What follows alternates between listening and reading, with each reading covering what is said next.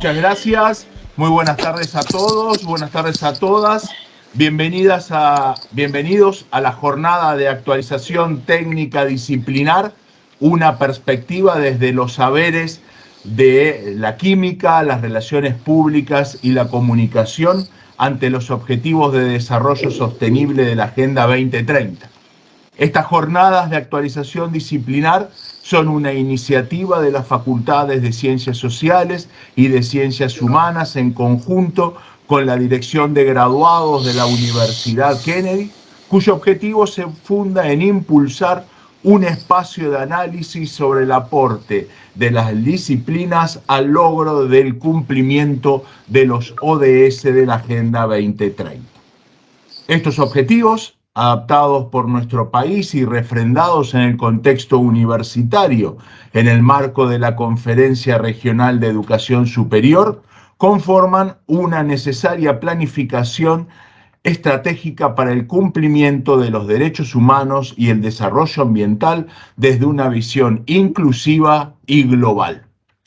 Los ODS constituyen una oportunidad única para que las universidades en general, sus graduados y estudiantes en particular, potencien sus redes y sus acciones internas y externas, colaborando activamente a través de la docencia, la investigación, la innovación y la extensión en la resolución de los problemas que afectan a nuestro planeta. Desde la perspectiva de las relaciones públicas, carrera inserta en la Facultad de Ciencias Sociales y Humanas, y agradeciendo muy especialmente la presencia de la señora rectora de la universidad, doctora María del Carmen Magariño, y de la señora decana de la unidad académica, doctora María José Nachi. Es de trascendente valor para la oportunidad intercambiar con los estudiantes y graduados sobre el rol de la disciplina en el marco de los ODS de la Agenda 2030, entendiendo que la comunicación institucional es el nexo vinculante entre cada uno de estos objetivos y la organización que se defina. Agradeciendo la presencia de autoridades, directivos y docentes de nuestra universidad, al igual que de invitados especiales, agradeciendo la presencia del doctor Marcelo Imbrogno, director de la carrera de Bioquímica, y en el marco de la apertura de estas jornadas, le pedimos unas palabras iniciales a la directora de la carrera de Química, doctora Natacha Mirensky. Buenas tardes, bienvenidos a esta jornada. Para agregar a lo que ya ha mencionado el doctor Monasterio, me gustaría decir que en este sentido la Universidad Kennedy desde su fundación ha definido en su misión el compromiso comunitario y establece dentro de sus valores la responsabilidad con la comunidad y el mejoramiento de la calidad de vida. Con lo cual, desde sus orígenes ha adherido a lo que luego fueron los enunciados de los ODS, estos objetivos de desarrollo sostenible con fin a garantizar la calidad de vida de los individuos para el año 2030. En este sentido, como representante de la Facultad de Ciencias de la Salud, quiero asumir seguir con el compromiso que ha adquirido la universidad en poder hacer aportes en este sentido. Con esto le cedo la palabra al doctor Monasterio para que ya podamos empezar con las presentaciones de cada uno de nuestros invitados. Muchas gracias, directora. Sin más, entonces, vamos a comenzar con la primera exposición de nuestra jornada. El primer expositor estará, le pido al doctor Roberto Márquez que baje su presentación, porque es ahora el turno de generar la presentación de la primera de las exposiciones que estará a cargo del licenciado César Torres. El licenciado César Torres es viceministro de Gobierno de la Ciudad Autónoma de Buenos Aires, diputado provincial, mandato cumplido por la provincia de Buenos Aires, diputado de la Ciudad Autónoma de Buenos Aires, mandato cumplido, y especialmente egresado de la Universidad Kennedy con una vasta trayectoria en el campo disciplinar de la política, quien nos estará presentando el tema la gestión gubernamental de cara a los objetivos de desarrollo sostenible de la Agenda 2030 de la Organización de Naciones Unidas. Muy querido César, muy buenas tardes, un gusto tener la oportunidad de escucharte en esta tarde de hoy. ¿Qué tal, Diego? Buenas tardes a todos los presentes, muchas gracias por esta oportunidad que me están dando, por haberme invitado a participar de este foro, de este encuentro. La verdad que para mí y para el gobierno de la ciudad, y en especial para el Ministerio de Gobierno y la Secretaría General de la ciudad, que estuvimos trabajando en forma conjunta para lograr lo que fue hace pocos días, ya pocas semanas, la cumbre el C40, que tanto comunicación y masividad tuvo en el marco de la convocatoria que hicimos no solamente a nivel de la Ciudad de Buenos Aires, sino a nivel nacional. Argentina fue hace unos días la sede de la cumbre de las ciudades que tomaron un compromiso para ver de alguna forma cómo se combate el calentamiento global. Y ese compromiso que no sea mero discurso ni tampoco declaracionismo, como a veces se acostumbra en estos foros masivos o de alta convocatoria.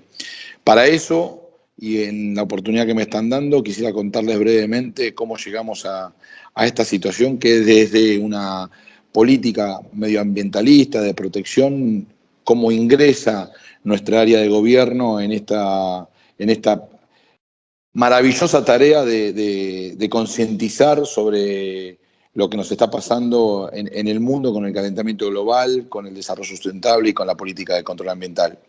Y en este sentido es la primera vez que se da en una sede, como fue en este caso la Argentina, pero era un compromiso que nosotros habíamos tomado, lo que nosotros llamamos el track federal o el camino federal. El camino federal hacia la convocatoria previa del C40 tenía que ver con una necesidad de que el Estado argentino, a través de sus municipios y de sus provincias, tomara nota de lo que estaba sucediendo en el mundo y que no fuera solamente la ciudad de Buenos Aires, como por ahí nos pasó con otros países, que era Ámsterdam, en el caso de Holanda, o Roma en el caso de Italia, las ciudades que habían convocado, sino que lo que estábamos buscando tenía que ver con la federalización del debate, pero también de la federalización de los puntos en común. Y en este caso, el camino federal, que terminó con lo que se denominó y que hoy está dentro de la Carta Compromiso del Foro Urbano Federal, donde más de 130 intendentes firmaron un convenio con puntos muy claves. Este foro tuvo una recorrida por la Argentina que arrancó en Buenos Aires, se fue a Rosario, de Rosario migró a Corrientes, de Corrientes vino a cerrar a Buenos Aires, a lo que fue el famoso C40, donde nos encontramos con alcaldes y gobernantes de Ámsterdam, de Roma, de Bogotá, de Santiago. La verdad es que entre algunos que puedo mencionar, digo, ¿no?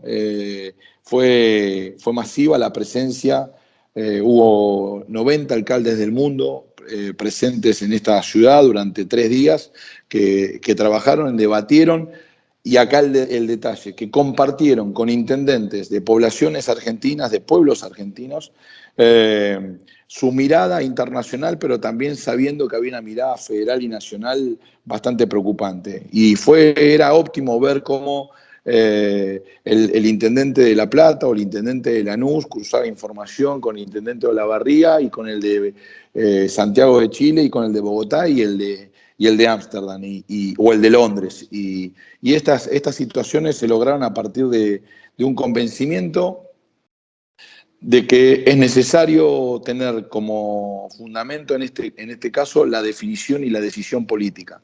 Puede haber mucha matriz investigativa y esto es muy importante y esto acá quiero hacer un punto y aparte. Sin la investigación técnica y el acompañamiento de la expertise de los responsables medioambientalistas o de sistemas, de secretarías y subsecretarías de cada uno de los municipios, hubiese sido imposible llegar a las conclusiones que llegamos. ¿Qué quiero decir con esto? Muchas veces en el ambiente de la política y a los que en algún momento empezamos a militar nos decían que lo técnico va por un lado y lo político por otro. Bueno, eso se ve que es letra quemada o que ya pasó. Hoy es muy importante, así como el vínculo de lo público y lo privado empieza a sonar muy fuerte alrededor del mundo para que las obras se puedan llevar adelante. Está sonando y cada vez más fuerte este vínculo de lo técnico con lo político. Y sin el acompañamiento técnico y sin la definición de la política es imposible haber logrado lo que logramos, que es esto que les contaba, de aprender, de nutrirnos de los distintos municipios, en este hecho interesantísimo que es profundizar las investigaciones y el conocimiento de cada una de las ciudades en esto que se denominó, el título más fuerte fue, en el caso de la Cumbre Mundial de Alcaldes, el Camino Federal de los Municipios. Para nosotros fue un enorme orgullo poder contar además con intendentes de distintos colores políticos y que la preocupación era el ambiente. Y acá quiero poner una palabra que está muy de moda, que es la grieta. Bueno, nosotros cerramos la grieta esos 3 días para trabajar mancomunado. En realidad la cerramos durante un año prácticamente en el trabajo en conjunto de los talleres técnicos, pero también se logró que en la presentación oficial que se le hizo a la Cumbre de Alcaldes fuéramos una sola voz, la de los 130 intendentes de todo el país, de las distintas provincias de todo el país, fuera una sola voz que tenía que ver con esta convicción. Y acá quiero hacer una breve síntesis de lo importante que fue para mí, y perdón que me tome este rincón, digamos, para contarles que en el caso de ser, digamos, egresado de ciencia política, mucha de mi aprendizaje en la universidad, en lo que tiene que ver con negociación y con relaciones, en el caso de relaciones públicas, lo pude poner en marcha y al servicio de este tipo de acuerdos y convenios. Fue fundamental el hecho de poder negociar y acordar desde el diálogo y lograr los acuerdos pertinentes, y muchas veces, digamos, íbamos con una máxima y por ahí sabíamos que íbamos a tener que bajar la iniciativa, pero bueno, sirvió porque todos nos fuimos muy conformes de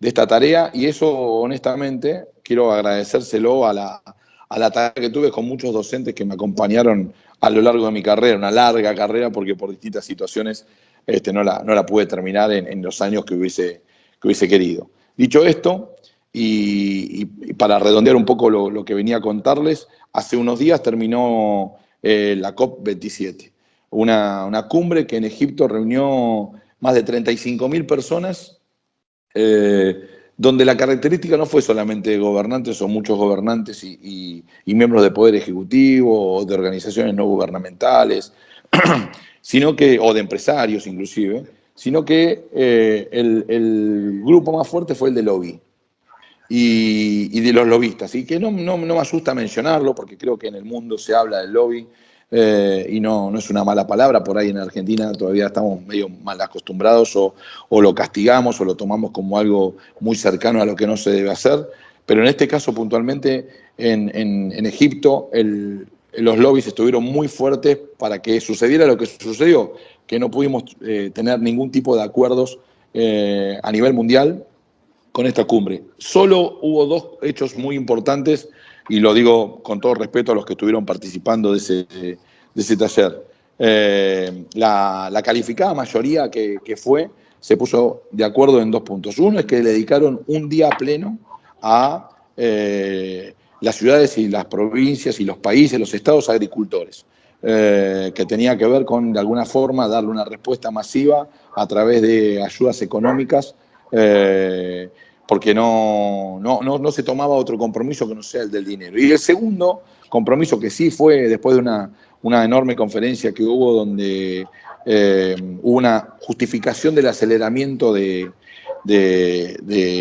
carbón y las energías renovables, se logró que los países emergentes tengan a través de Naciones Unidas Hábitat una ayuda económica de quienes están castigando duramente al ambiente para empezar a tener de alguna forma soluciones que en forma primaria, vamos a decirlo, les pueden empezar a dar algunas respuestas a su gente.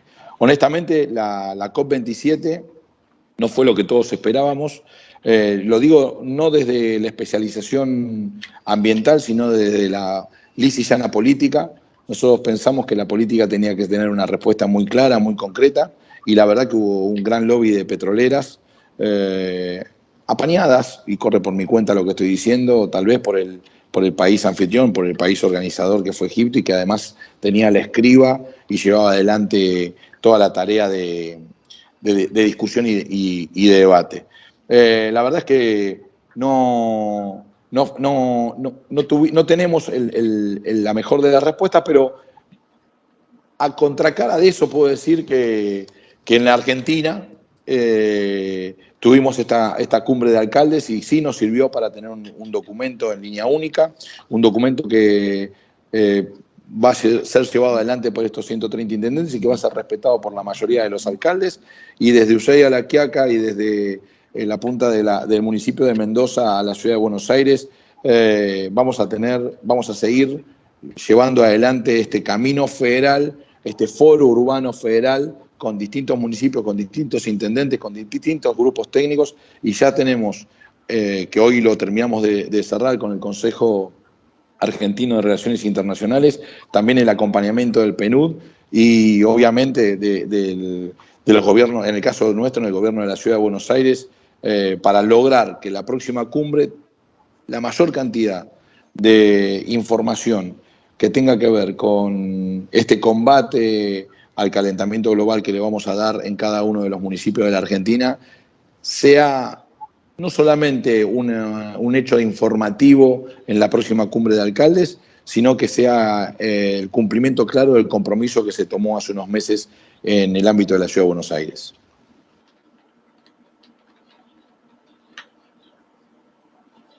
No sé si se escucha ahí. Se escucha perfectamente, estimado viceministro. ¿Algo más para aportar en la presentación? No, lo que quiero decir en esto, no quiero olvidarme, porque la verdad es que hay una etapa que la inició una organización no gubernamental, pero integrada por gobiernos municipales, que es el RAMCC. Fueron quienes tuvieron el puntapié inicial de este trabajo, se sumaron, digamos, a lo que a nosotros nos dio, digamos, la cumbre de alcaldes, que fue la organización de esta cumbre que sucedió hace unos meses en el ámbito de la Ciudad de Buenos Aires, y que fue acompañada por el PNUD, por ICLEI, por Naciones Unidas, y básicamente, digamos, por millones de ciudadanos argentinos que están preocupados, así como nosotros y como todos los que están ahora en esta comunicación, por la protección ambiental. Licenciado César Torres, viceministro de Gobierno de la Ciudad Autónoma de Buenos Aires, muchísimas gracias por esta apertura en el marco de las jornadas de actualización técnica disciplinar, una respuesta analítica ambiental. Muchas gracias por un espacio en tu muy ocupada agenda para reconectarte con nuestra universidad y presentar el escenario en el que la Ciudad Autónoma de Buenos Aires está trabajando de cara al cumplimiento de los ODS. Muchísimas gracias. No, gracias a ustedes, y cuenten conmigo como exalumno y como ciudadano preocupado por lo que sucede en nuestro ambiente. Así que muchísimas gracias por la oportunidad. Gracias, Diego, por este maravilloso momento. Un placer y muchísimas gracias nuevamente. Continuamos entonces, luego de la presentación del licenciado César Torres, quien trajo el tema gestión gubernamental de cara a los objetivos de desarrollo sostenible de la Agenda 2030, y agradeciendo la presencia también de la directora de la licenciatura en Relaciones Laborales, la licenciada Evelina Peré, vamos a dar paso a la segunda exposición del día de la fecha.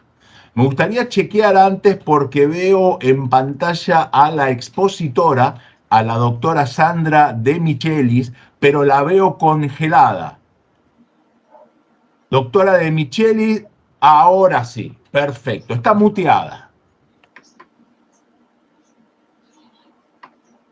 A ver ahora. Mientras tanto, voy haciendo la presentación del tema que traerá esta tarde-noche la doctora Sandra De Michelis.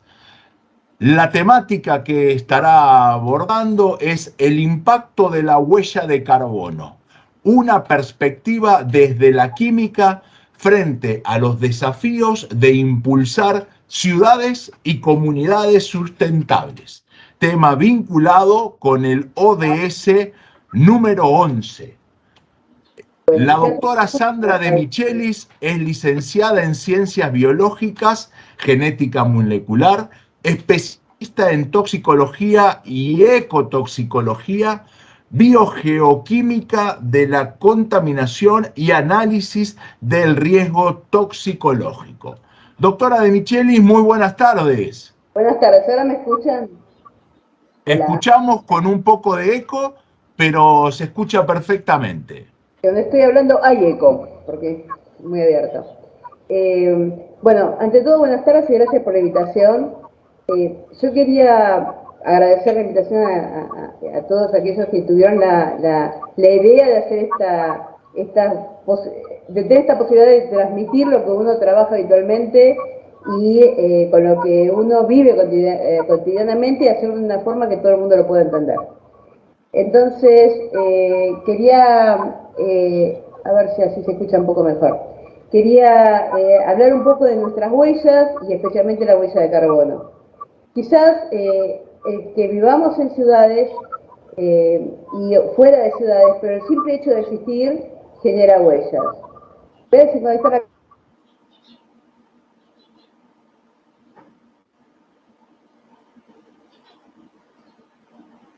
Se ha cortado el audio, Sandra. ¿Me escuchan mejor ahora? Ahora ha vuelto el audio.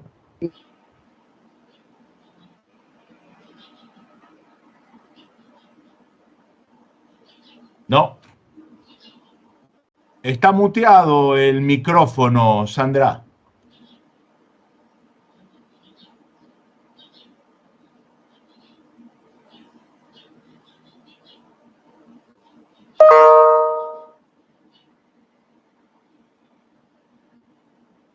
Desde la parte técnica, ¿hay alguna posibilidad de habilitar? Ahí está. ¿Sandra?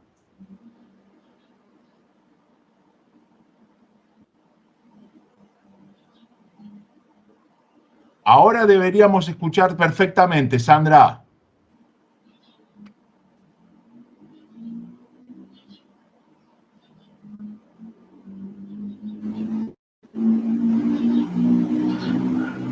A ver, ¿me escuchan así? Ahora sí. Bueno, esperemos que siga funcionando. Decía que nosotros normalmente con lo que hacemos todos los días dejamos huellas en el ambiente y que estas huellas tienen consecuencias. No importa si hacemos algo bien o algo mal. Es inevitable que vamos a generar huellas en el ambiente. Todo el mundo escucha hablar de huella de carbono, huella hídrica, de huella ecológica y otros tipos de huellas. Todo lo que hacemos genera impacto ambiental. Y ese impacto de los distintos tipos de huellas trae como consecuencia problemas ambientales graves que, de no ser prevenidos de alguna manera aquellos que podemos cambiar o reducir el impacto, tenemos poco tiempo por delante hasta llegar hasta un punto de no retorno en cuanto a la evolución del planeta, ¿sí? A ver si quiere... Se me congeló la máquina, me parece. A ver, ahí va. No pasa la... Ahí va. Entonces, En la última reunión donde se plantearon la Agenda 2030 de los objetivos, para los Objetivos de Desarrollo Sustentable, que fueron varios, entre ellos el Objetivo de Desarrollo Sustentable número 11 es el que habla de qué hacemos con las ciudades y con todos los asentamientos humanos para que todas las personas puedan trabajar, vivir y desarrollarse desde el punto de vista humano y sin producir demasiado impacto ambiental. Entonces hay una serie de metas planteadas, entre ellas una, que es la meta 11.6, que habla de reducir el impacto negativo por cada persona en cuanto al desarrollo de la ciudad y en cuanto al desarrollo personal para sobrevivir. Es decir, sin dejar de lado la calidad de vida, apuntar a la calidad de vida, pero pensando en el futuro. Entonces, eso se logra a través de entender qué es lo que está pasando, tomar las decisiones adecuadas y lograr gestionar. Nos quedan 8 años para alcanzar la Agenda 2030, o sea, estamos en problemas. Algunas ciudades de Argentina han demostrado un intenso trabajo y han logrado avanzar un montón en cuanto a estos objetivos, otras ciudades no tanto, y depende también de los fondos con los que cuentan para desarrollarse. La huella hídrica es un problema, en la actualidad se está sintiendo, pero sepan que simplemente para cultivar una simple manzana hace falta 70 litros de agua, con lo cual todos nosotros todos los días consumimos agua, y especialmente en la ciudad de Buenos Aires, donde el recurso está muy disponible y no toda la gente está concientizada de la importancia de la huella hídrica que generamos. Otra huella importante a nivel mundial, esto para volver de un lugar hacia otro, es la huella ecológica. Si uno considera dónde está ubicada Argentina, que está marcada en rojo aquí abajo, se supone que con los recursos que consumimos del planeta Tierra, más lo que disponemos y lo que generamos, llegaríamos, si fuera nuestro presupuesto anual en cuanto a recursos, llegaríamos hasta el 24 de junio nada más. Por supuesto hay países que están en mucha más grave situación, Canadá, Estados Unidos, que son países del primer mundo cuyo consumo de recursos a nivel mundial y protección del ambiente está quedando por debajo, de lo esperado muy por debajo. En cuanto a lo que nos pasa en la ciudad y que nos pasa a todos, es el problema del efecto invernadero. Todo el mundo habla del problema del efecto invernadero y no tiene en cuenta que sin efecto invernadero el planeta Tierra estaría a 20 grados bajo cero y no estaríamos vivos, ¿sí? Es gracias a los gases de efecto invernadero que estamos todos vivos y desarrollamos nuestras actividades sobre el planeta Tierra. Lo que pasa es que las actividades humanas han incrementado esta cantidad de gases de manera tal que han producido cambios importantes en el ambiente. Si uno mira la variación histórica, ¿sí?, desde que el hombre está sobre la faz de la Tierra, las variaciones climáticas han sido muchísimas. Es recién cuando el clima en el planeta Tierra se estabilizó, antes de empezar el desarrollo, inclusive en la agricultura, que el hombre se pudo asentar y empezó a desarrollarse, tanto desde el punto de vista cultivos, establecerse, asentarse y después pasar a las ciudades que constituyeron un rol muy importante para el intercambio de bienes. Entonces, si nosotros consideramos ahora desde los últimos 70 años, lo que vemos es que de una cantidad más o menos estable de gases de efecto invernadero ha incrementado muchísimo la cantidad de gases a los que estamos expuestos. Y estos gases traen como consecuencia deterioro del ambiente, del aire que respiramos y un aumento de este incremento, de estos gases de efecto invernadero. Perdón.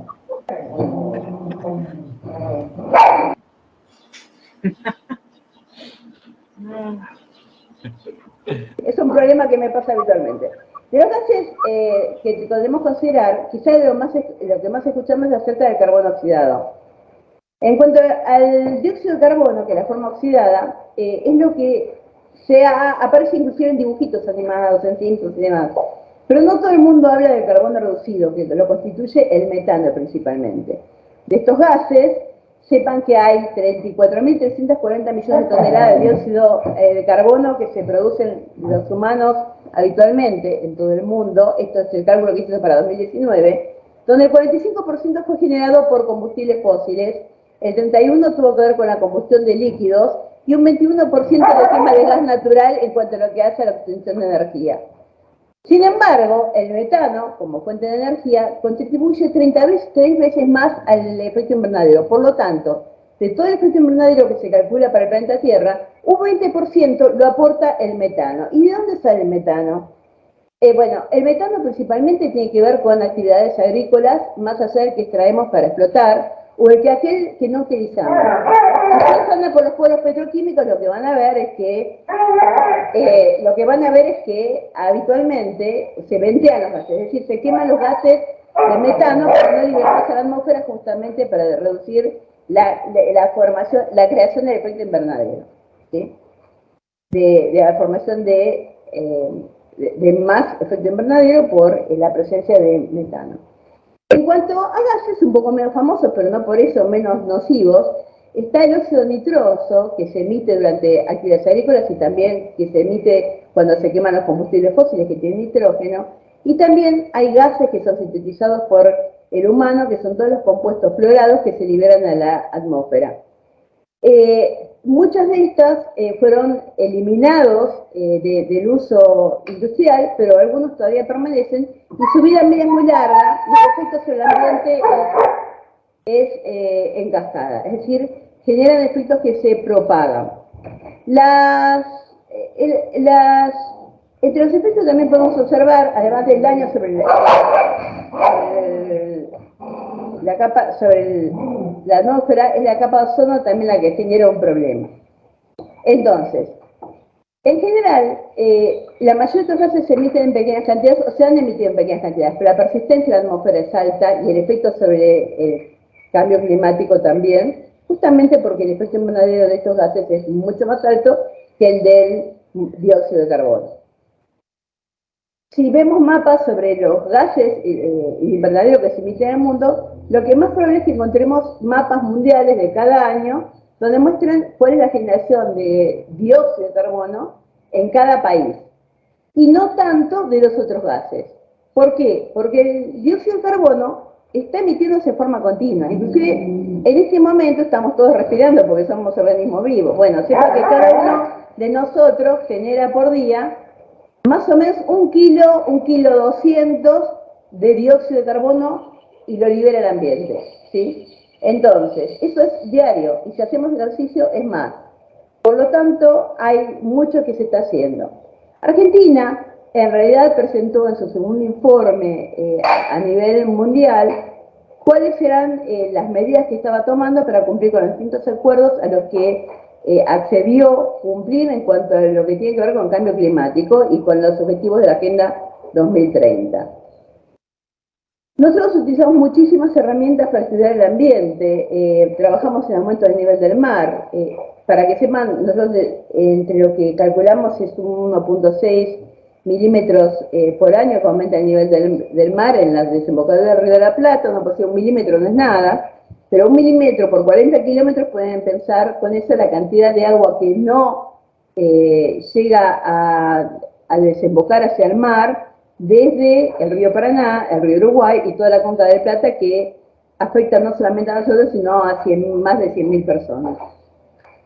Yo digo de los links porque hay sistemas para calcular las distintas huellas que uno puede generar, pero también hay páginas, como páginas de la NASA. Lo que ven ahí es una imagen de la NASA, de Latinoamérica, y todos los puntos rojos que ven son incendios que ocurren hoy, en este momento. Saqué la foto un ratito antes para tener los últimos. En este momento todos esos incendios están aportando dióxido de carbono a la atmósfera, no solamente en nuestras actividades diarias. Piensen que uno puede hablar de, bueno, perfecto, cambio mi auto eléctrico, mi auto de nafta por un auto eléctrico, suponiendo que me dé el presupuesto. Perfecto, la siguiente pregunta es cómo se genera la electricidad que voy a usar para cargar mi auto.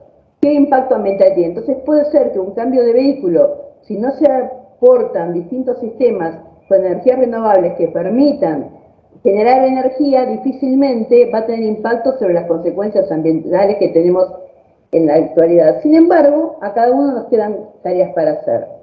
Entre las tareas para hacer, primero es reciclar. Piensen que cuando uno utiliza plásticos, la generación de esos plásticos libera dióxido de carbono en la atmósfera. También el dióxido de carbono es absorbido por las plantas, por lo tanto, tener los sumideros forestales, además el mar es un sumidero importante, pero los sumideros forestales es muy importante.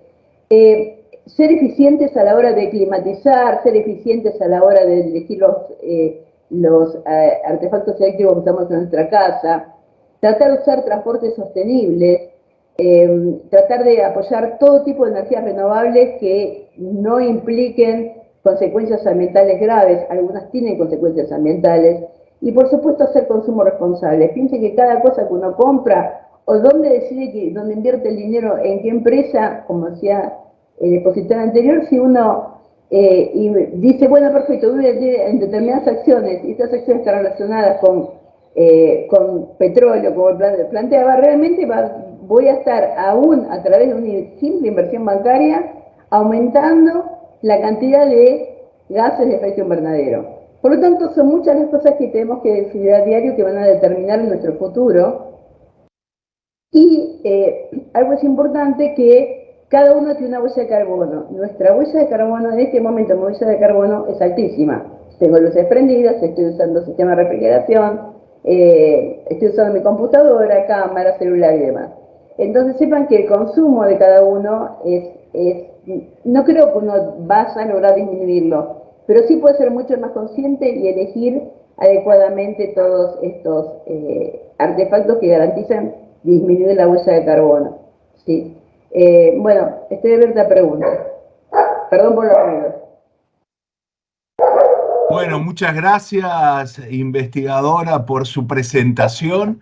La primera pregunta que se me ocurre es de qué manera la huella de carbono afecta la cotidianidad de el vínculo de cada uno de nosotros, de cada una de las personas que habitamos en este planeta con el medio ambiente. Este registro, esta huella de carbono, ¿de qué manera puede afectar al medio ambiente? ¿De qué manera ese registro provoca consecuencias sobre el espacio cotidiano que compartimos?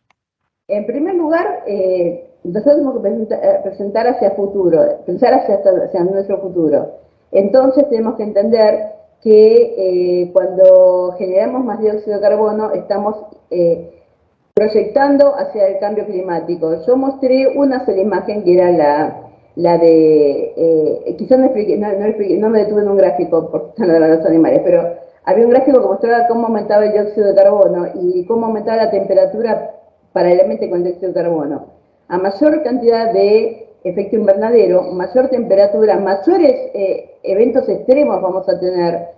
Hay lugares que van a quedar sin agua, lugares donde vamos a tener demasiada agua y va a haber inundaciones, lugares donde va a hacer falta mucho más consumo para lograr regular temperaturas y más dificultad para obtener agua potable para todos los humanos que habitan la Tierra. Entonces, realmente estamos en problemas porque a mayor temperatura del planeta Tierra, más agua va a estar en forma de vapor y menos agua en forma líquida, agua dulce me refiero, para poder utilizarla para la alimentación de la población humana. Porque recordemos que para cultivar o criar cualquier animal hace falta agua. Nosotros usamos agua y no lo usamos conscientemente. La ciudad de Buenos Aires tiene un sistema de cálculo de huella ecológica donde nos pide a los ciudadanos que ingresemos cómo vivimos, cómo viajamos, qué comemos, cuando compramos ropa, cuánto compramos, y con eso pueden hacer una estimación de la cantidad de carbono que estamos generando cada uno de nosotros. Y eso a la ciudad les sirve para hacer campañas, por ejemplo, campañas de divulgación y de capacitación de las personas para que tomen decisiones adecuadas respecto a todo. Responsables. Perfecto. Sandra, está la cámara apagada. Perdón, a ver si quiere. Perfecto. Aquí hay una mano perfecto, aquí hay una mano de una participante que se llama Nadia, que estimo que quiere hacer una pregunta a viva voz. Nadia, ¿puede habilitar el micrófono? Hola, buenas tardes, Diego. Buenas Sí, la tardes. verdad me pareció interesante. Cuando me reuní, digo, ¿de qué será? Como yo estoy haciendo abogacía en la que me llamó mucho la atención el tema que dio la investigadora Sandra. Esto que estamos viviendo con el tema del calentamiento se ve mucho también con el tema de que está afectando a la forestación, a la flora y la fauna, como lo vemos en Córdoba. La quema es impresionante, la pérdida de campos que se ven en Córdoba. Yo soy de Buenos Aires, pero tengo familia en el interior. Y así como se ve también en Córdoba, se ve en Catamarca. Hay muchos incendios por el aumento de la temperatura, porque esto no se veía así.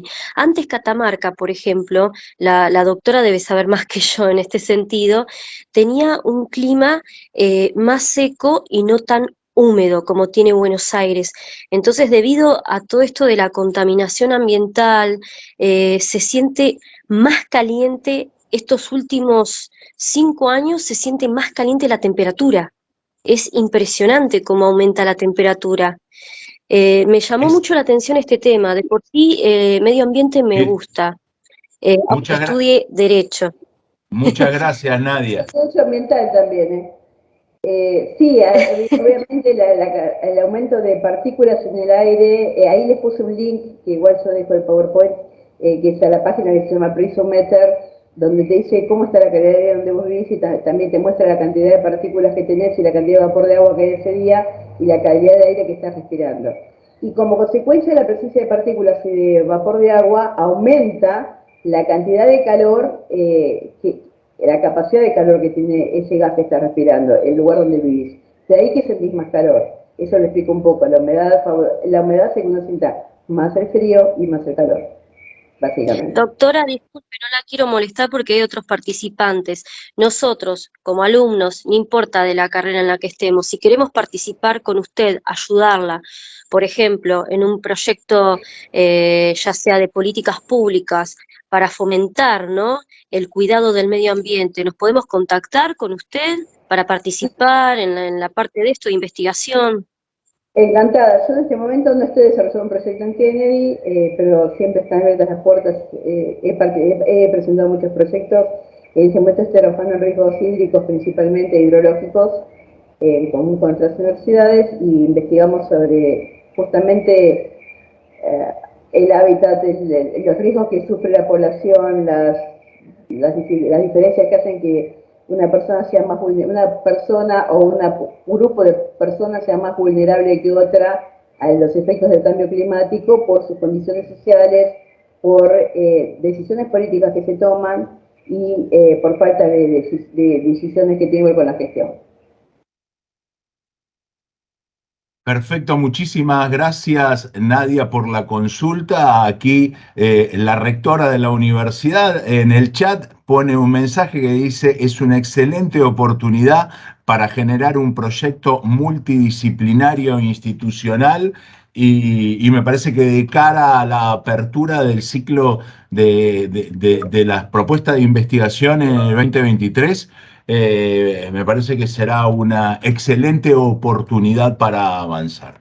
Investigadora Sandra De Micheli, muchísimas gracias por la participación. Problemas de sonido, de cámara, No hay perdón. ningún problema. Sabemos que en circunstancias como esto hay agentes externos que participan activamente de nuestra actividad y de nuestra vida, así que no hay ningún problema. Muchísimas gracias por la participación en el marco de la jornada de actualización técnica disciplinar, una respuesta analítica ambiental. Muchas gracias. Gracias a ustedes por la invitación. Bueno, y continuamos entonces de cara a la tercera de las exposiciones de esta tarde-noche, la anteúltima, que lleva por nombre El aporte de las relaciones públicas en el desarrollo de las instituciones sólidas, ODS 16, y ya lo veo aquí en pantalla al doctor Daniel Jason. El doctor Daniel Jason es doctor in Business Administration con mención de honor summa cum laude por la Universidad de Alta Dirección de Panamá. Es creador de comunicación estratégica registrado, sistema original, consultor de más de 80 empresas multinacionales pertenecientes al ranking Fortune 500. Además, el Dr. Jason es Master of Science Major Strategic Business Management por Swiss Business School, Zurich, Switzerland. Tiene una especialización en inteligencia estratégica, Escuela Superior de Guerra del Ejército Argentino, con posgrado en constructivismo y educación por la Universidad Abierta de Barcelona y la Flaxo. Es psicólogo social de la Escuela Pichón Rivière y posgraduado en análisis organizacional, coach certificado y matriculado internacionalmente por la ICC. Además, el Dr. Jason es un reconocido autor de artículos y libros de consulta permanente en numerosas universidades de Latinoamérica y del mundo entero, ¿sí? Y considerado clásicos para la comunicación institucional y las relaciones públicas, como su libro Comunicación Estratégica, El Poder y la Acción, y la tercera gran revolución de la comunicación, tema que seguramente estará involucrado en este conversatorio que vamos a comenzar a desarrollar. Me sumo a este espacio con el doctor Daniel Jason y como ingreso podríamos decir que la base de esta tercera ponencia es la ODS número 16. La ODS 16 habla sobre paz, justicia e instituciones sólidas.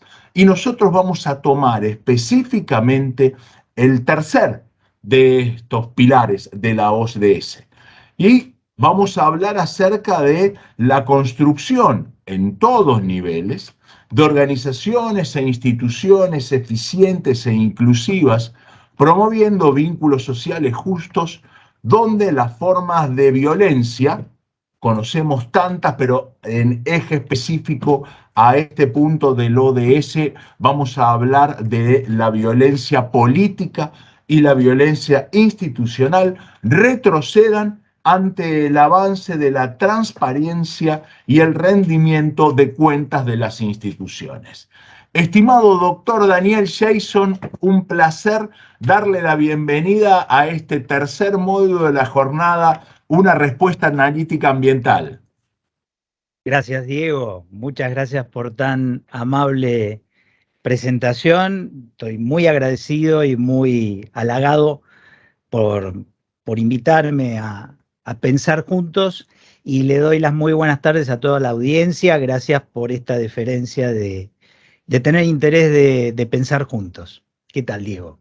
Muy bien, la verdad que es un placer tener esta oportunidad y la idea es comenzar a analizar la perspectiva que nos propone la ODS número 16. Y si hablamos del desarrollo y de la creación de instituciones eficientes, creo que aquí se presenta la primer dicotomía con uno de los conceptos base de la ODS que tiene que ver con la solidez. Solidez, flexibilidad. Tengo armada para esta ponencia, y si me permiten voy a simplemente presentarlo como puntapié para el debate, ¿no? Y decir solidez, flexibilidad, concreción, liquidez. ¿Cuáles son aquellos aspectos que nosotros podemos remarcar en el marco de las organizaciones para que éstas puedan proyectar esa identidad que buscan de cara a la creación de esa imagen organizacional en la mente de los públicos, un clásico de las relaciones públicas, pero que tiene este debate inicial, estimado doctor? ¿Solidez o flexibilidad? ¿Por qué O? Exactamente, exactamente. ¿Por qué O? ¿Por qué O? no I? Exactamente. Yo creo que es muy interesante preguntarnos en este contexto de qué hablamos cuando hablamos de organizaciones o instituciones sólidas, ¿no?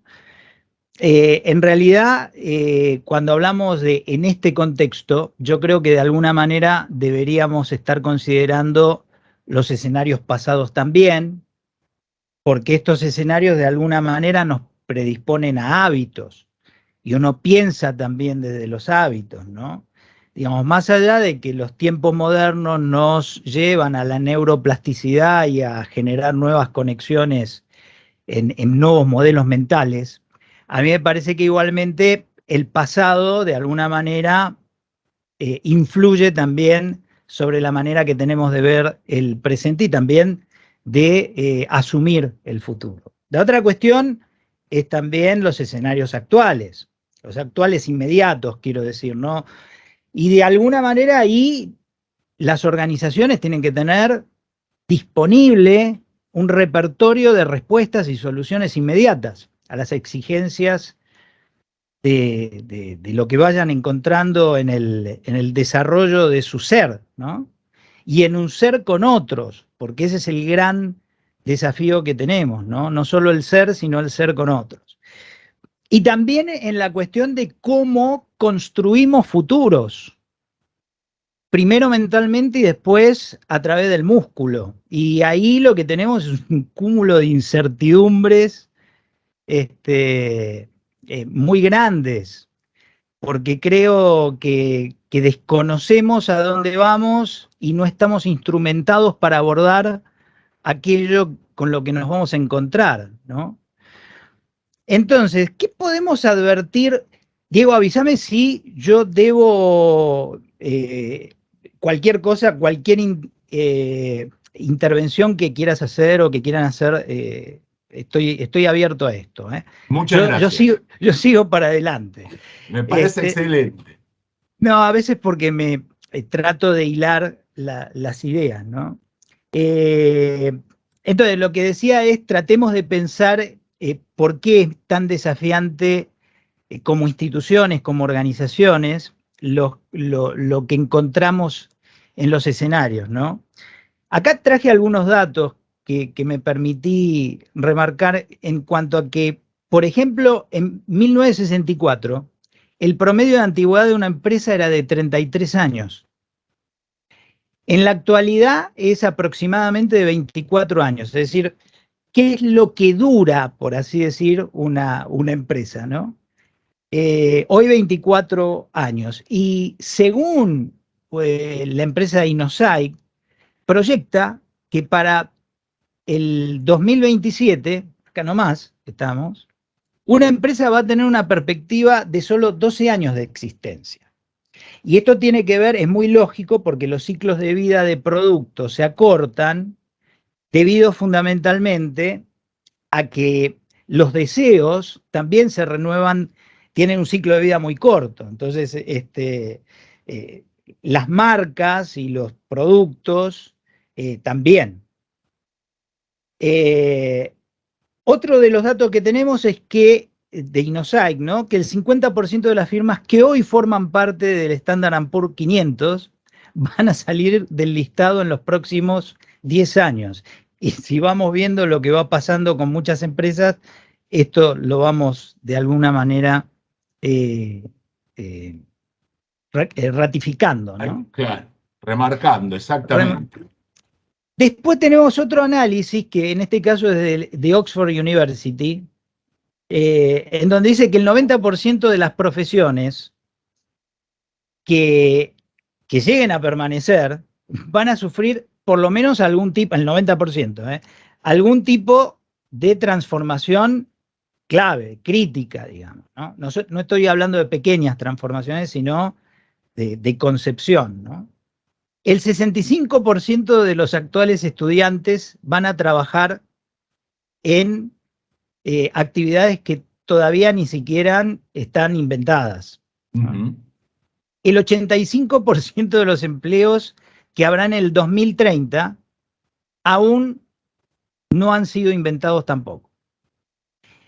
Y entonces lo que tenemos es que si a todo esto le sumamos las tecnologías que se llaman disruptivas, emergentes, me refiero a la inteligencia artificial, la robótica, la realidad virtual y aumentada, el cómputo en la nube, Internet de las cosas, mi preferida de todo esto que es blockchain, impresión 3D también, bueno, van a hacer surgir indudablemente nuevos puestos de esto que estamos hablando, ¿no?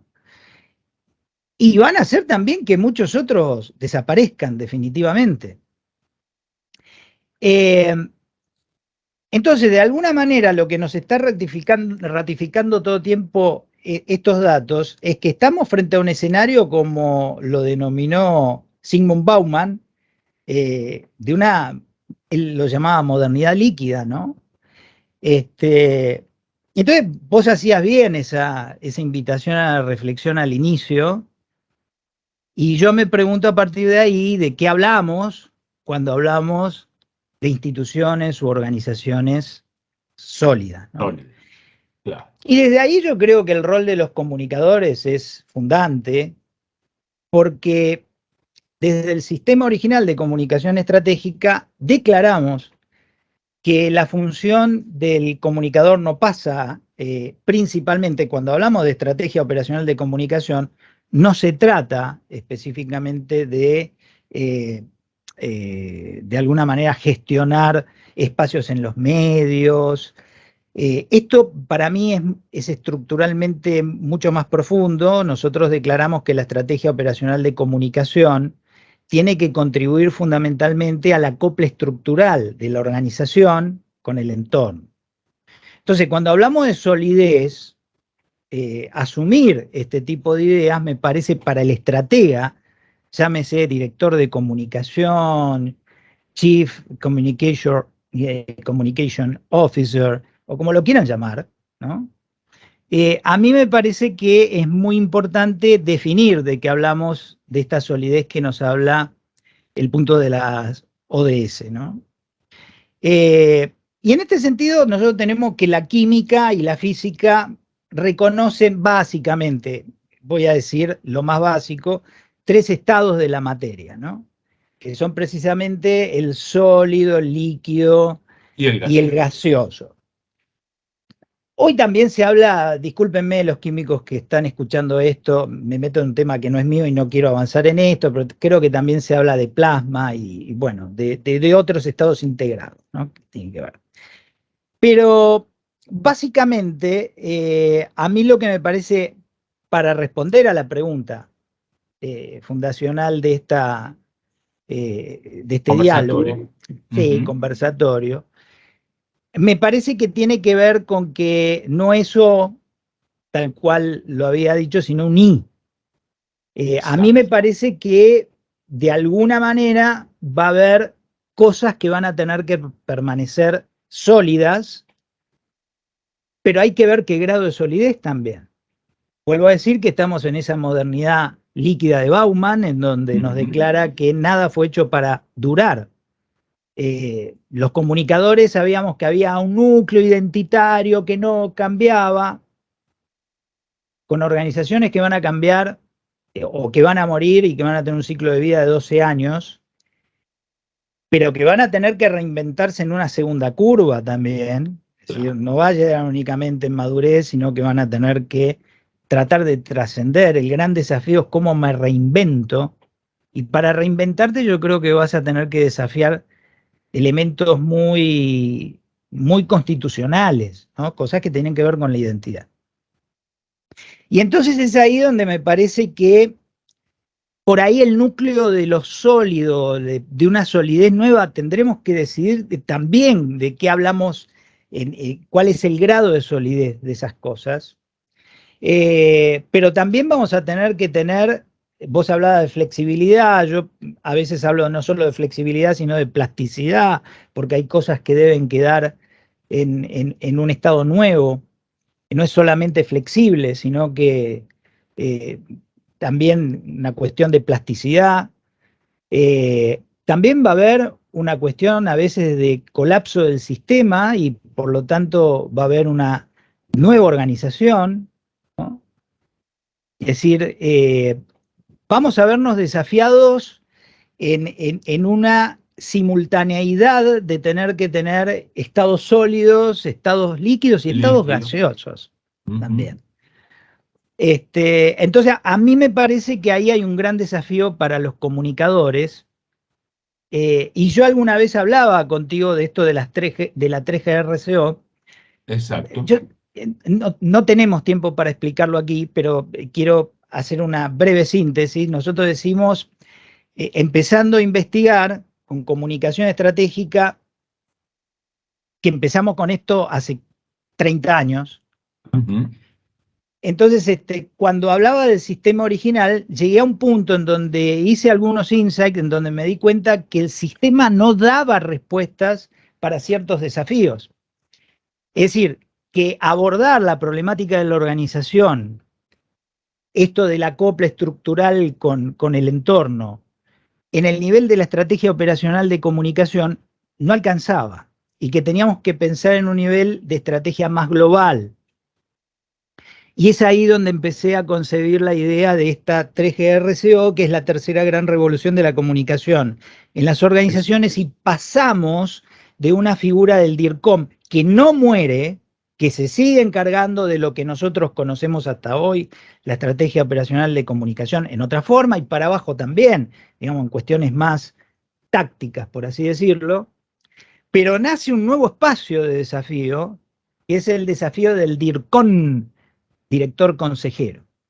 Si me permitís ahí ponerle marco a la pregunta, porque este es un tema que todo estudiante de comunicación y de relaciones públicas analiza la tercera gran revolución de la comunicación y se encuentra ante esta situación.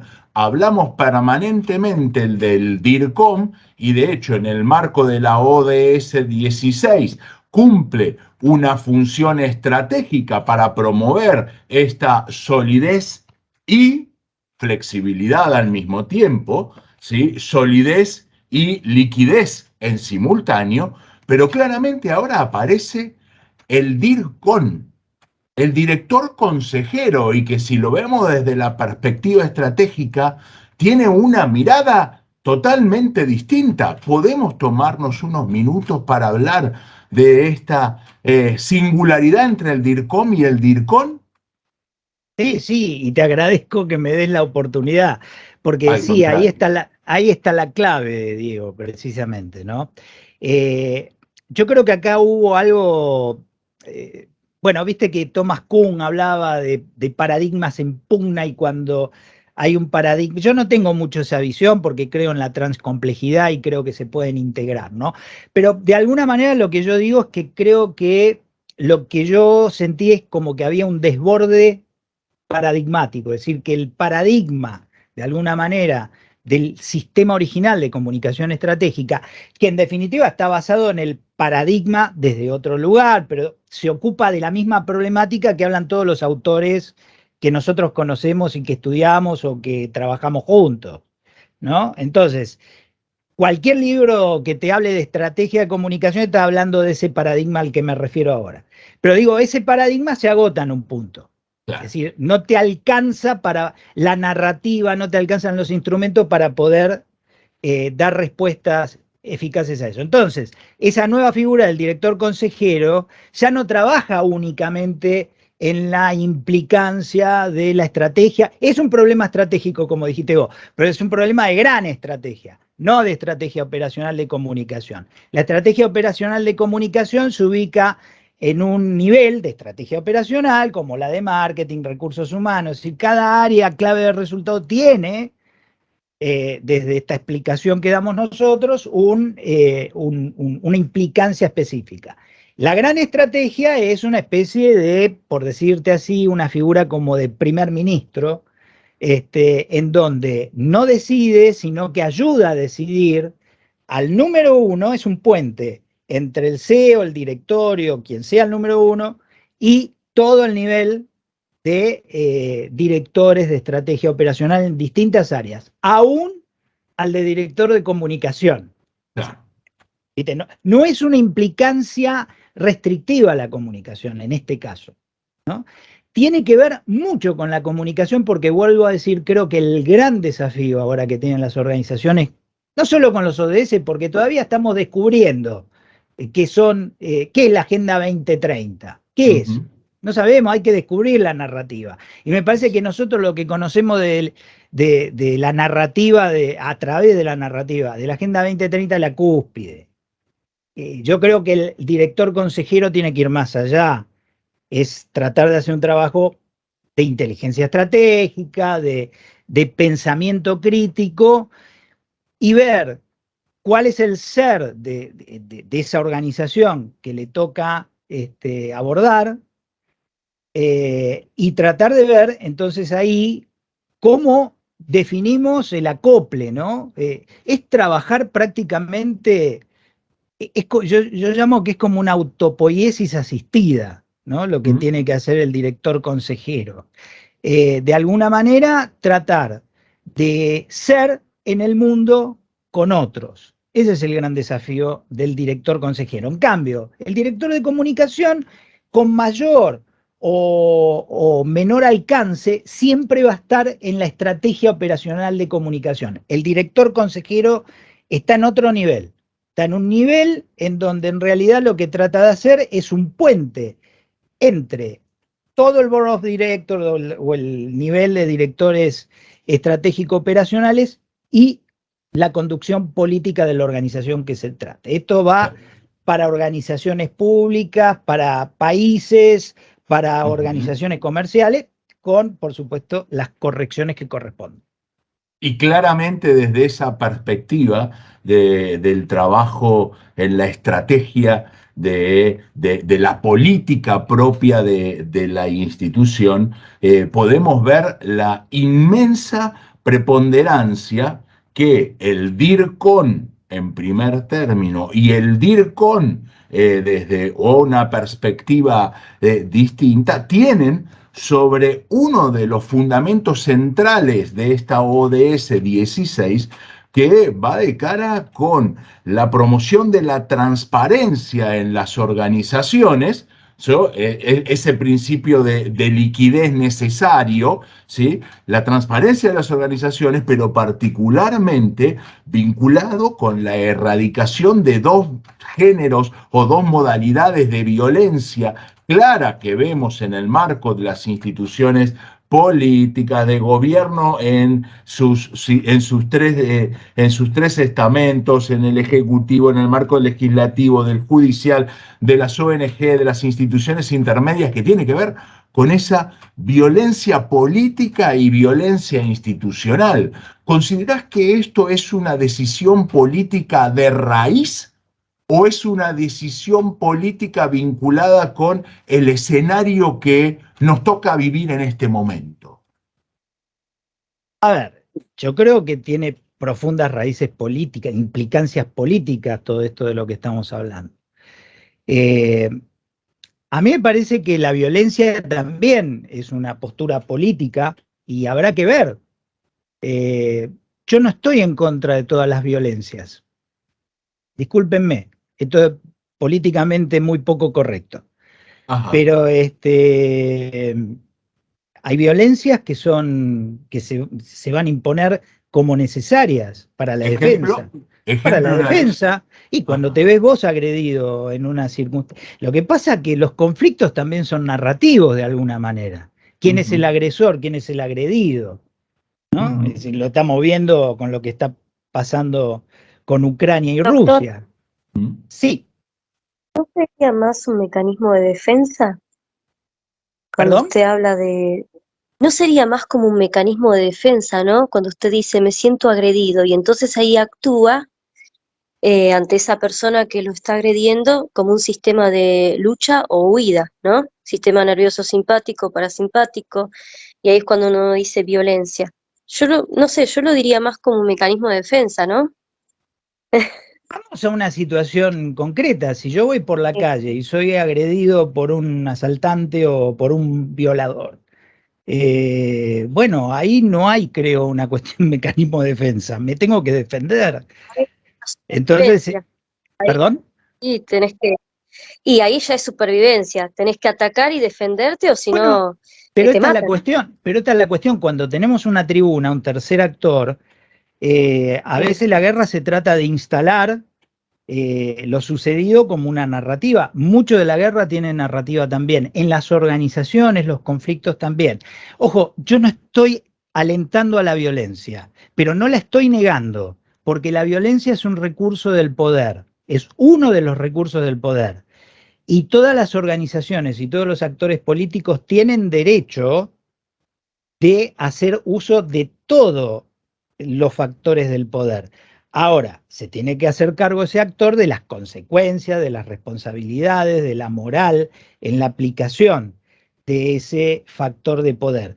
No es el único la violencia, por suerte hay otros, y generalmente los actores responsables tratan de recurrir a otros factores de poder. Pero lo que sí me diferencio, sobre todo muchos del área de la comunicación, que tienden a negar a la violencia como un factor de poder aplicable, ¿no? Entonces, yo no creo mucho en esas posturas que hablan de la estrategia cooperativa como la única estrategia. Si la estrategia es únicamente cooperativa, no es estrategia. La estrategia implica poder utilizar toda la paleta de colores que tiene la estrategia a disposición. Entonces, uno preferirá o tendrá la responsabilidad o estará limitado por su moral para elegir un recurso u otro recurso. Lo que yo quiero ser absolutamente transparente, ya que estamos hablando de la transparencia, es que si no es una postura idealista y en cierta manera naif, también lo puede ser hipócrita, ¿no? Entonces, en este sentido, vuelvo a decir, no es el recurso principal ni el mejor, pero si nosotros vamos a dejar el recurso estratégico de la violencia únicamente en manos de los enemigos o de los opositores o de lo que sea, vamos a estar en problemas. Claramente cuando nosotros hablamos sobre las decisiones políticas de una organización, de una institución, nos ponemos ante esta circunstancia de esa posibilidad, no tal vez de la violencia, sí particularmente del uso de la fuerza, pero claramente la ODS 16 habla de la paz, Sí. de la justicia y de las instituciones sólidas. Pero, No perdón, podemos Diego, no podemos negar la antítesis de esto, claramente. es Sí, que sí, Dani. es una tensión que tiene que ver además la paz. También se habla de cosas tan contradictorias, porque la estrategia es en esencia contradicción, es dialéctica Claro. en estado puro, y de alguna manera nos habla de armarse para la paz. ¿Cómo armarse para la paz? Entonces, hay que aprender, el estratega, una de las cosas que tiene que aprender es a manejar estos pensamientos contradictorios, pero sin prejuicios.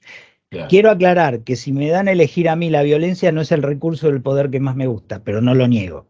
Y por eso soy eficaz cuando tengo que abordar algún tipo de conflicto, porque lo considero dentro de los elementos que están en juego. Y sí, no podemos obviar algo que está en la naturaleza del ser humano, lamentablemente. Podemos proponer, podemos proyectarnos hacia, ¿no?, el cumplimiento de estos objetivos de la ODS, vinculados justamente con la transparencia, vinculado con la solidez de las instituciones, basados en la integración, basándonos en la inclusión, pero claramente su antítesis forma parte del proceso, si no, no estaríamos declarándolo. No, ¿No? totalmente. Y además no creo que sean cosas excluyentes. Digo, uno puede tener al recurso del poder de la violencia, pero al mismo tiempo ponerla al servicio, por ejemplo, de la integración. Yo me estoy acordando cuando, por ejemplo, Kennedy tuvo que enviar a los federales cuando Wallace, el gobernador Wallace, no dejaba entrar a la gente de color a la universidad, ¿no? Claro. Entonces, por eso digo, lo que creo es que no se puede ocultar, ¿no? O negar el recurso de la violencia, ¿no? Sí, de la fuerza, claramente. Muy bien.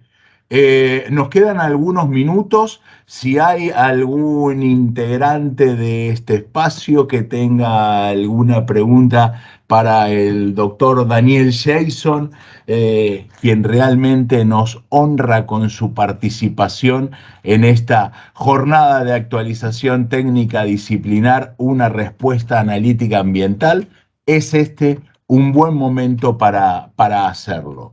Nos encanta que en el marco de estos conversatorios surjan temas espinosos, porque es en este espacio donde debemos hablar. Y seguramente en un próximo el tema será, ¿es violencia o es fuerza? ¿Es la violencia o es el uso de la fuerza? Pero no tengo duda que poner ese debate en el seno de las instituciones de educación superior forma parte de un proceso de aprendizaje. Y como bien decías al principio, estimadísimo doctor, estimado amigo, es muy necesario ponerlo de cara, ¿sí?, a la sociedad y al debate y traerlo en espacios de diálogo abiertos como este. Así que, estimadísimo doctor Daniel Jason, la verdad que ha sido un privilegio para quien te habla y para toda la comunidad tenerte presente en esta jornada. Aquí tenemos una pregunta de Ricardo Sánchez y ya damos paso a nuestro cuarto expositor que dice, ¿el alcance de la paz incluiría entonces a la violencia? Cuando hablamos de alcanzar la paz, ¿de qué estaríamos hablando? Bueno, los militares hablan de la paz seráfica, la paz de los cementerios como que no existe de alguna manera, ¿no? El uso de la fuerza sí, pero la violencia tiene que ver con un estadio específico de la fuerza. La fuerza puede ser la fuerza del conocimiento, puede ser la fuerza del intercambio, la fuerza de la persuasión y por supuesto también la fuerza de la coacción. Cuando no queda otro recurso, hay que ver qué es lo que está en juego, ¿no? Y yo lo que les estoy hablando aquí es abiertamente, porque, y con esto redondeo, Diego, el sistema de comunicación estratégica no tiene como propósito encontrar el acuerdo y la paz. Ojalá la vía para lograr los propósitos del actor sea ese. Claro, pero en realidad siempre digo que es digamos, el sistema está al servicio de los propósitos de la organización. Después uno después decidirá si trabaja o no con esa organización debido a la naturaleza moral de esos propósitos. Pero acá es ganar en la cuestión dialéctica. Es como, perdón, con esto termino, con esta cuestión de entre la dialéctica y la dialéctica erística, ¿no? Y esto tiene que ver mucho más con la dialéctica erística, es una confesión. Totalmente de acuerdo y nos estás dando pie para próximos conversatorios sin ningún lugar a duda. Estimadísimo doctor Daniel Jason, muchísimas gracias por tu participación en esta jornada. Gracias a todos por de corazón, muchas gracias. Gracias. Un gran abrazo. Vamos entonces de cara a nuestra cuarta y última exposición de esta tarde-noche de hoy y recibimos al doctor Roberto Márquez, quien presentará el tema Energías renovables y la producción responsable de hidrógeno verde ODS, 12º. El doctor Roberto Márquez es licenciado en Ciencias Químicas, Facultad de Ciencias Exactas y Naturales de la Universidad de Buenos Aires, es doctor en Química de la misma unidad académica e institución, profesor titular consulto de la Universidad Argentina John F. Kennedy, ex miembro de la Comisión de Energía Atómica, ocupando cargos de jefe de planta de producción de radioisótopos, perdón, pero me están entrando algunos mensajes y no llego a continuar leyendo. Jefe del Departamento de Producción de Radioisótopos, gerente de fabricaciones, jefe de proyecto Molibdeno 99 y gerente del área de radioisótopos y radiaciones. Estimado doctor Roberto Márquez, el tiempo es suyo para la cuarta conferencia de cierre de nuestra jornada. Muy buenas noches. Buenas noches, encantado de estar participando de esta reunión y desde ya agradezco mucho el que se me haya invitado. Indudablemente es el tema que me toca sumamente interesante, dado que está relacionado a la conservación del medio ambiente. Y lo que ya podemos decir que a nivel mundial, el presente está afectado por una crisis energética generada por distintos factores. Pero el problema fundamental con el cual nos encontramos es que el planeta no resiste seguir produciendo energía a través de sistemas o productos no renovables. Es decir, aquellos que están generando la emisión de dióxido de carbono e incrementando el efecto invernadero. El gran desafío es producir energía sin alterar el medio ambiente.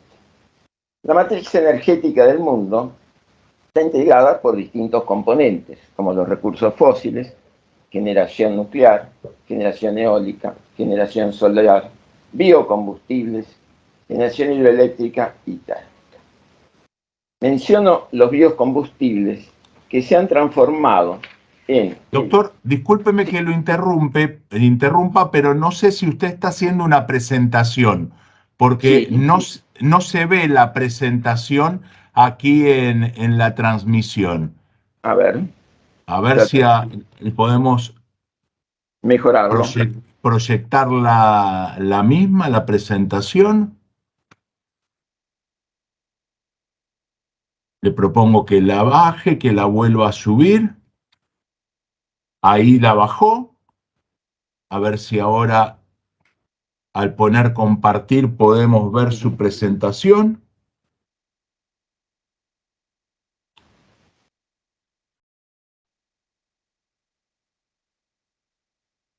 ¿Ahí se ve? Ahí está, perfecto. Muchas gracias. No, al contrario, gracias por haberme avisado de lo que estaba ocurriendo. Bueno, por favor. Estaba comentando que dentro de esta matriz que mencionaba, los biocombustibles están o han formado parte de algo que desde ya años antes, desde el 2001, por ejemplo, la Unión Europea emitió el comunicado 547, donde recomendaba a los miembros de la comunidad el uso de biocombustibles en el transporte terrestre. Y por otro lado, a los miembros los alertaba sobre la necesidad de mantener las áreas cultivables y no verse afectado el precio de las sustancias alimenticias derivadas de los mismos por la competencia con la utilización de biocombustibles. Eso dio lugar a que hubiese una discusión durante mucho tiempo, y todavía creo que se está dando, sobre energía o alimentos. Como vamos a ver, la energía puede ser generada no solamente por productos dirigidos a la alimentación, sino hay otras formas, y por eso muchos decimos energía y alimentos.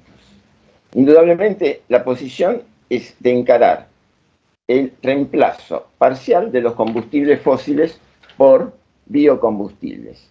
Y esto está tomado hoy como parte de la política energética de numerosos países, que integran los biocombustibles y están integrados fundamentalmente por el biodiesel, el bioetanol y el bioóleo. Los factores básicos para el desarrollo de estos materiales, como ya mencioné, es reducir las emisiones que generan el efecto invernadero. Por otro lado, garantizar modalidades de consumo y producción sostenibles, también reducir la dependencia de las importaciones de petróleo y generación de empleo en el área rural.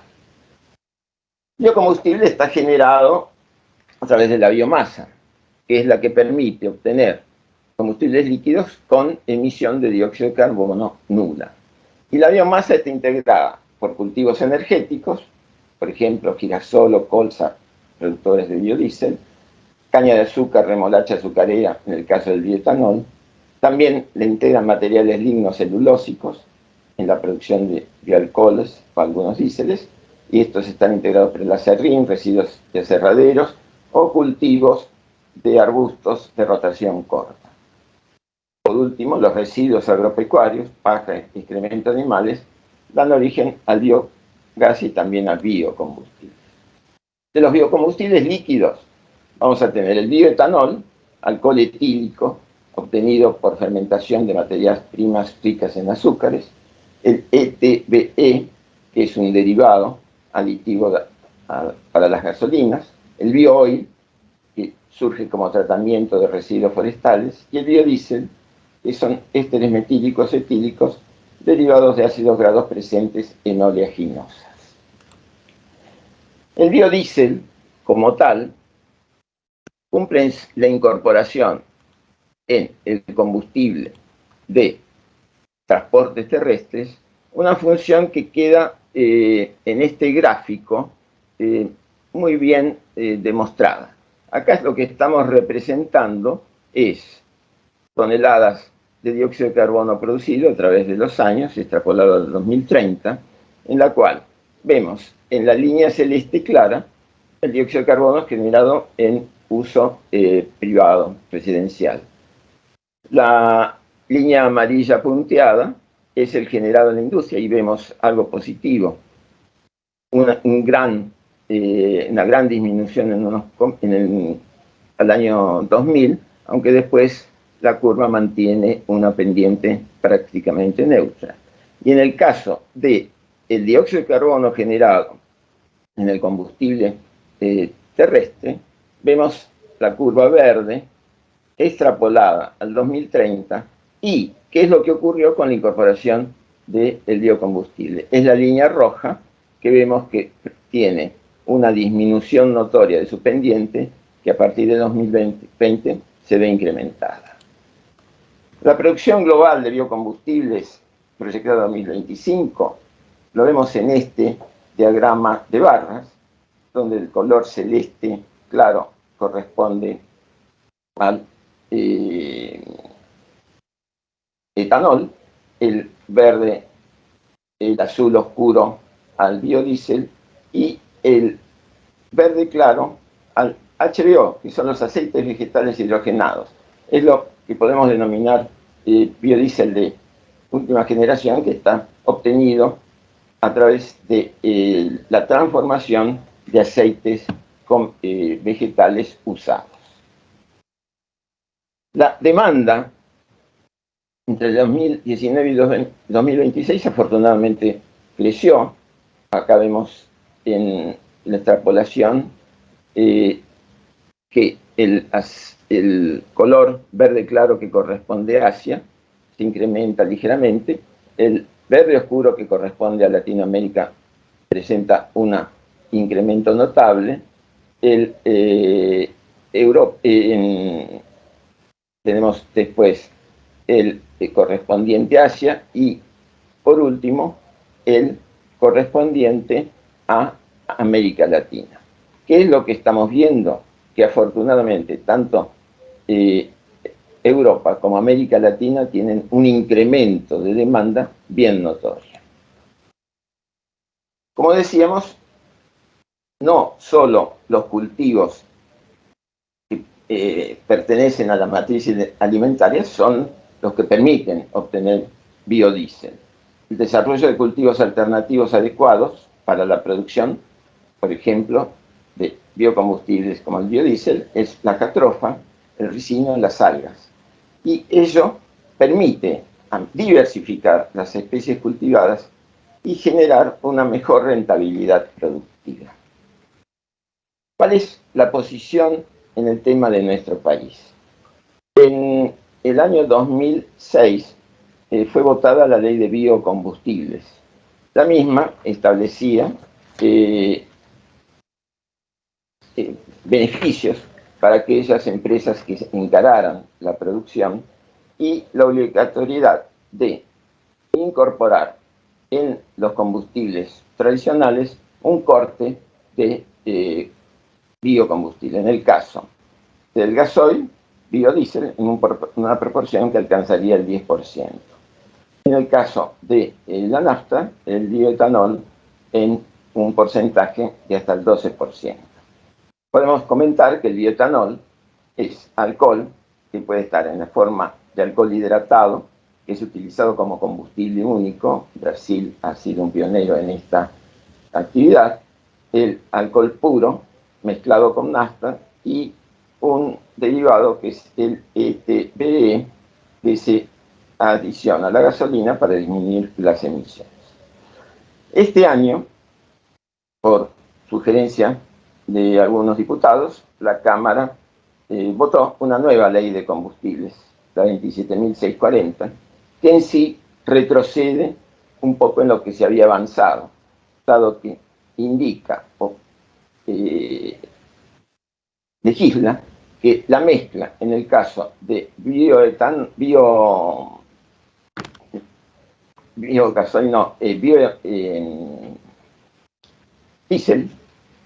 el porcentaje de mezcla debía ser disminuido al 5%, incluso al 3%. En el caso del bioetanol se mantenía en margen. Esto indudablemente también pone en juego ciertos convenios internacionales que la Argentina había firmado.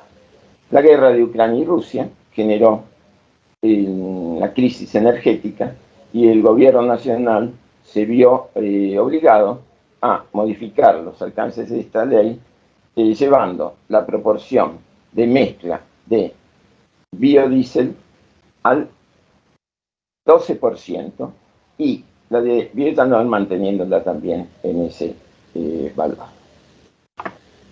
En el caso del bioetanol como carburante, la mayoría de las empresas productoras de automóviles, las más importantes, garantizan, es decir, mantienen su garantía de fábrica en el uso de bioetanol, un porcentaje que van del 1,5 al 10%. Vemos que L10, que es la combinación de un 10% de bioetanol en nafta, está asegurado por las principales fábricas de automóviles. La obtención, esto lo vamos a ver rápidamente, pero es un ejemplo de un autosistema de generación de alimentos y energía. Un tambo que va a generar leche, con la producción de leche y quesos, y genera estiércol. El estiércol da lugar al biogás, el cual puede ser derivado a una planta de etanol y energía para la planta lechera. El residuo de la planta de etanol son granos destilados húmedos que pueden ser utilizados para alimentación en el campo. Por otro lado, el biogás deja residuos sólidos fertilizantes.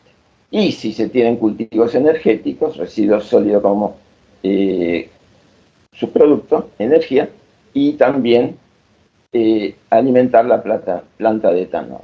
Es decir, un ciclo de esta naturaleza ya funciona en el mundo, también en nuestro país, en el cual se cierra un ciclo de producción de alimentos y autogeneración, es decir, automantenimiento de la energía necesaria para que se desarrolle todo el proceso. Caso de hidrógeno. El hidrógeno es un elemento químico con propiedades físicas y químicas bien definidas y con una capacidad energética importante, ya que tiene aproximadamente 3 veces más que la energía capaz de producir la gasolina. Su forma de obtención es a través de la electrólisis, una de las formas. ¿Qué es la electrólisis? Un proceso electroquímico en el cual una corriente eléctrica, energía es circulada a través del agua la que produce la disociación y va a generar hidrógeno y oxígeno. Entonces, este hidrógeno es el que va a definir su capacidad energética, pero en base a cómo es obtenido, se lo ha calificado con distintos colores.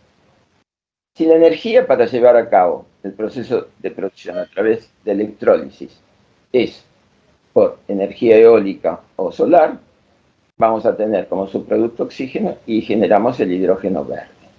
Si esa energía generada en una planta nuclear, tendríamos residuos nucleares y el hidrógeno es catalogado como hidrógeno rosa.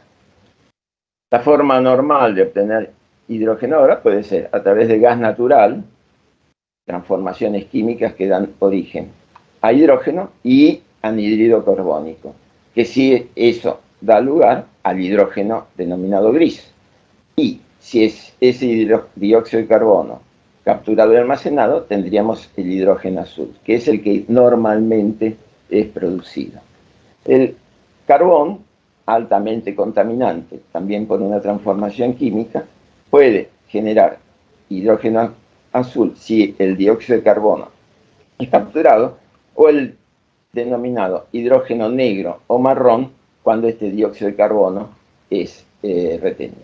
Entonces, hidrógeno verde generado a través de energías renovables y es la fuente de energía que, por ejemplo, permitiría hacer funcionar un tren. En este esquema veríamos almacenado el hidrógeno, que es transformado en energía por las llamadas pilas de combustible, es energía almacenada en baterías de litio, y eso alimentaría al motor que hace funcionar este supuesto tren. Aquí vemos un surtidor de hidrógeno gaseoso que nos hace recordar a los de GNC, nada más que la infraestructura correspondiente a este sistema es mucho más compleja. Y es mucho más compleja porque el hidrógeno es peligroso por su capacidad explosiva y además es complicada su almacenamiento porque requiere altas presiones y bajas temperaturas. Un vector de energía que lo complementa es el denominado amoníaco verde. Amoníaco verde, ¿por qué? Porque está sintetizado a través de hidrógeno verde. El amoníaco verde puede ser utilizado como generador de hidrógeno verde o directamente como elemento de combustión en una turbina, como el gas. Esa combustión no genera dióxido de carbono. Determinadas condiciones posibilitan la emisión de óxidos de nitrógeno, los cuales pueden ser también evitados, variando las condiciones de combustión, o capturados. Es decir, es un vector energético sumamente importante, interesante. Hablaba del almacenamiento, mientras que el hidrógeno debe almacenarse a menos 253 grados centígrados y presiones de alrededor de 700 bar para mantenerse en forma gaseosa, el amoníaco líquido se puede almacenar a una temperatura de menos 33 grados a presión estándar o 20 grados a 9 bar. Es decir, es manejable su transporte. ¿Y cuál sería el esquema de su utilización? Tendríamos su síntesis a través de energías renovables, entra agua, sale oxígeno, acá tenemos aire, que nos va a permitir obtener el nitrógeno, la combinación y síntesis del nitrógeno, el oxígeno, hidrógeno y nitrógeno da origen al amoníaco, que va a alimentar una celda de combustible, siendo los productos el nitrógeno y agua. Indudablemente es un vector súper interesante, y en la Argentina una firma australiana va a invertir, mejor dicho, 8.400 millones en la provincia de Río Negro, utilizando los vientos de la Patagonia como energía eólica, precisamente para producir hidrógeno y amoníaco verde. El amoníaco verde con destino a la exportación hacia Australia, que es uno de los países que está más interesado en este tipo de utilización verde del combustible. Hay también algunos proyectos en la Patagonia y en el norte del país. Uno de los contaminantes más importantes es el transporte naviero. Está en desarrollo un proyecto que tiene el Viking Energy como bandera, es un barco que sería el primero del mundo en estar equipado con una pila de combustible a base de amoníaco verde. Tendrá una celda de combustible de amoníaco de 2 megavatios, lo que permitirá operar durante al menos 3.000 horas al año con combustible limpio. Tendríamos el esquema como antes: producción, generación del amoníaco verde y incorporado a lo que serían los tanques de combustible de un transporte.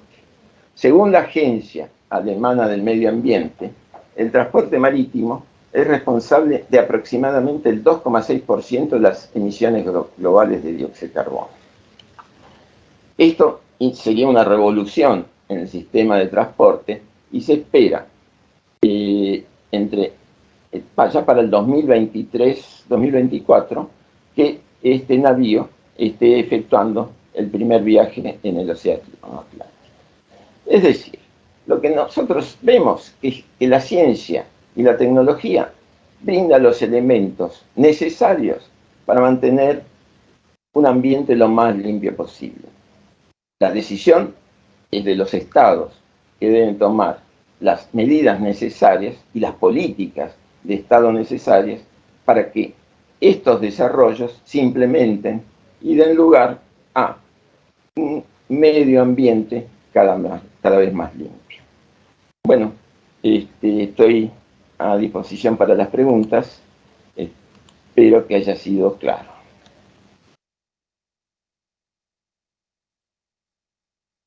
Aquí encontré la reacción del aplauso para su exposición de cierre, doctor Roberto Marqués. Muchísimas gracias, ha sido muy concreto y nos permite tener una perspectiva global acerca de la importancia de las decisiones políticas de cada uno de los gobiernos en general e instituciones, organizaciones en particular, para impulsar justamente el objetivo central del ODS número 12, vinculado con la producción y consumo responsable. Muy bien, aquí le agradece la rectora, la doctora María del Carmen Magariños, por su ponencia, y dice que es un placer volver a escucharlo. Un gran saludo, la doctora. La investigadora Sandra de Micheli le pone en el chat, muy buena charla, y realmente ha sido una charla que ha dado marco al cierre de esta jornada de actualización técnica disciplinar. Doctor Roberto Marqués, muchísimas gracias por su participación en este primer conversatorio que hemos organizado desde la Facultad de Ciencias de la Salud y la Facultad de Ciencias Humanas de nuestra universidad, en conjunto con la Dirección de Graduados. Muchísimas gracias. No, gracias a ustedes, buenas noches. De esta forma, y dejando la intención de continuar con estos conversatorios, con estas jornadas de actualización técnica disciplinar de cara al 2023, y habiendo abierto una ventana al vínculo trans e interdisciplinario en el marco de una jornada, agradecemos la participación de cada uno de ustedes. Agradecemos a las autoridades presentes que han interactuado durante toda esta jornada, el caso de nuestra rectora, de la decana de la Facultad de Ciencias Sociales y Humanas, de distintos directores de carrera, como el doctor Marcelo Imbrogno, la licenciada Eve Peré. En un momento vi que también estaba el doctor Alberto Rodríguez Blanco, de la licenciatura en Publicidad y Diseño Gráfico. La verdad que ha sido un placer poder llevar adelante esta primera jornada de actualización, y seguramente estaremos pensando de cara a los primeros meses del primer semestre del 2023, llevar adelante nuestro segundo conversatorio. Al licenciado César Torres, viceministro de Desarrollo del Gobierno de la Ciudad de Buenos Aires, nuestro agradecimiento. A la investigadora Sandra De Michelis, nuestro especial agradecimiento por su ponencia sobre el impacto de la huella de carbono. Al doctor Daniel Jason, nuestro agradecimiento por su participación en el conversatorio sobre el aporte de las relaciones públicas y la comunicación en el desarrollo de las instituciones sólidas. Y al doctor Roberto Marqués, nuestro agradecimiento por su ponencia de cierre vinculada con energías renovables y la producción responsable de hidrógeno verde. Señoras, señores, a todos muy buenas noches. Muchas gracias por su participación y será hasta nuestra próxima jornada de actualización técnica disciplinar, una respuesta analítica ambiental. Muchísimas gracias.